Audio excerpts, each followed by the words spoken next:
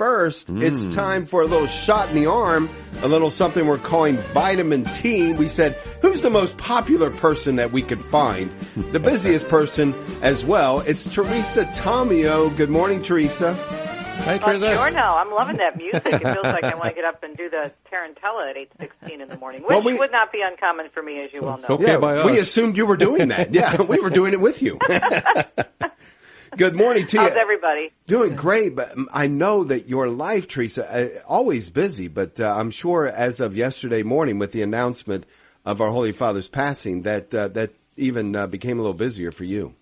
Yes, and just before we came on the air, I was doing another interview with Spectrum News, which is a news service that provides sound bites and interviews to a variety of TV stations around the country. So I just did 10 minutes with them on the church, on the Pope, and all things Catholic. Yesterday, I think I did at least a half a dozen interviews, both local and national, WWJ, WJR, Channel 7, and my old stomping grounds in Southfield, Michigan, the CBS affiliate, and more. I am grateful for this, though, Dave, because you and I have had many discussions about how the secular media, bless their hearts, even when they're trying, they don't grasp or understand how the church operates. So this is a beautiful time for those of us in the church, whether we're in the media or maybe in the religious life or both, to get out there and explain the church and how this operates. What's going to happen? What does it mean? What is a conclave? No, it's not like the movie Conclave. Yeah, Don't right. go watch the movie Conclave and maybe you're going to find out how the church works. So I look at it as an opportunity, and also I have so many friends that are still working in the secular media that reach out to me, including a young man I helped get hired at EWTN,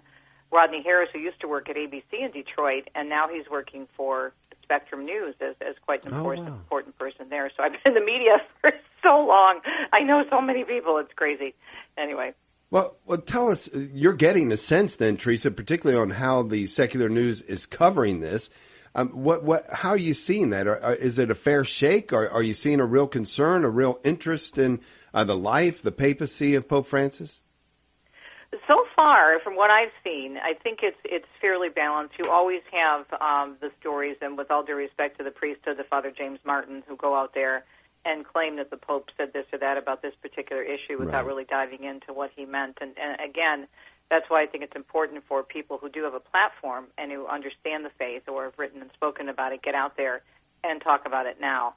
So far, I think it's been, I would say, okay. It's been obviously a big, big story, which it should be, because when you're talking about the Pope, you're not only talking about the leader of the largest organized religion in the world, you're talking about a figurehead. You're talking about a world figure and someone who is the head of Vatican City State. So the day before he passed away, he was meeting with whom? He was meeting with the Vice President of the United States. So extremely obvious that this is a role, very important role in the world. And the media do recognize that. One story I think that they're missing, though, and I'm hoping they're going to pick up on, and I've been telling all the outlets with whom I've been speaking, is the travel angle. Because right now, period, outside of Jubilee year, which is packed, this is the beginning of high season. I mean, now there's never a low season in Italy because it's so popular, but it is high season right after Easter. And now we're in the Easter season. And so the people who are going there, who had their plane tickets, who had their hotels, are going to be bumping into a very different scenario than they expected. If they were going there for the Jubilee year or maybe just for an anniversary or a tour, if they're going this time of year, they know it's going to be crowded and because of the Jubilee. But now you have the people coming in because it was just announced that the funeral will be this weekend. So imagine going into Rome this week. And you're going to have, of course, the Holy Father lying in state at the Vatican this week as well. So the lines down the Via della Conciliazione going up to St. Peter's are going to be massive. So I think it's important for them to cover this and really help people understand that even if they're not Catholic and they bump into this huge event, this is historic. This is an historic moment. And I really think for us as Catholics, it's a great way and a great time to evangelize, to explain to people what's happening and why the Pope is so important, what he represents, and who he is, the Vicar of Christ. So there's a big travel angle here that a lot of people aren't talking about. And if you're going to Italy and you're going without Italy's Shrines and Wonders by Teresa Tomeo, you're crazy. Get this in advance, whether you're going now or going sometime later. And congratulations on the wonderful book and the very, very helpful tool for this particular pilgrimage as well, Teresa. Right. Well, the other thing, too, you and I have been talking about this in preparation for the show, and it's still going forward. We have a beautiful online series that has been produced by EWTN. It's free. It's part of their Learn series. It's called Saints in Italy. It's based on the book.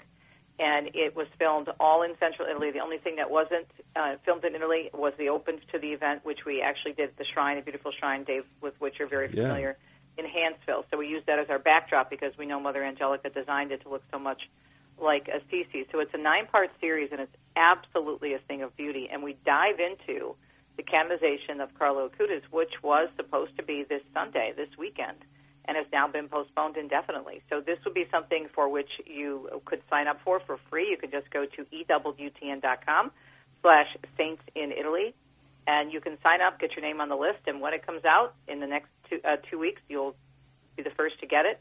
You can watch it, you can order the book, and I think people will love it, especially if you're planning on going to Italy within the next month or maybe even this summer, or maybe if you just want to do an armchair pilgrimage. In addition to Shrines of Wonders, it's a great companion.